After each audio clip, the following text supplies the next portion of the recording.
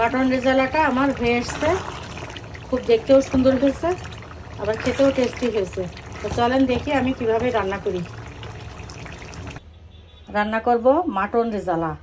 Mutton rezala রান্না করব, তাই আমি মাটন নিয়ে নিয়েছি প্রায় 2 কেজি মতো। এখানে এটা আমি আগে ম্যারিনেট করব।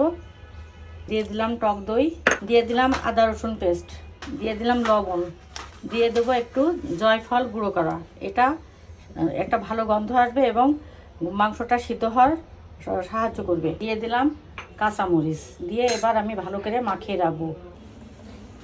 এখানে নিয়ে নিয়েছি কাঠবাদাম আর কাজু বাদাম, তার সাথে পোস্তদানা দিয়ে একসাথে আমি কিছুক্ষণ ভিজিয়ে রাখবো পানি দিয়ে। আমি মাটন রেজালাটা রান্না করার জন্য একটা কড়াই নিয়ে নিয়েছি, দিলাম ঘি। কড়াইয়ের মধ্যে আমি ঘি নিয়ে নিয়েছি, এটা পুরাটাই ঘি। দিয়ে দিলাম গোলমরিচ, তারপরে কিছু শুকনো ঝাল। গোলমরিচ শুকনো মরিচ দেওয়ার পরে আমি পেঁয়াজ বাটা দিয়ে দিলাম। পেঁয়াজের মধ্যে পানি আছে, তাই একটু রান্না করে নেব। পেঁয়াজ বাটার পানিটা শুকিয়ে এসেছে, এবার মাখানো খাসির মাংসটা আমি দিয়ে দিব। আগে থেকে ম্যারিনেট করা এই খাসির মাংসটা আমি দিয়ে দিলাম। মাটনটা দেওয়ার পরে একটু ঘন ঘন নেড়ে দিতে হবে, যেহেতু দই দিয়ে আছে, দইটা কেটে যাওয়ার সম্ভাবনা আছে।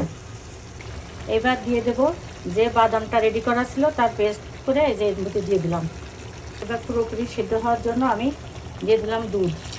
দুধ দিয়ে কমসে কম 45 মিনিট এটা রান্না করা লাগবে।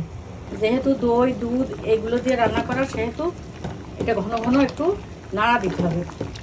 মাটনটা আমার সিদ্ধ হয়ে এসেছে, এবার আমি গরম মশলার গুঁড়ো দিয়ে দিব। একটু দিয়ে দেবো কেওড়ার পানি, তারপরে দিয়ে দেবো কয়েকটা আলু বোখারা। মাংসটা আমার হয়ে গেছে, এবার একটু পরে নামিয়ে নেব।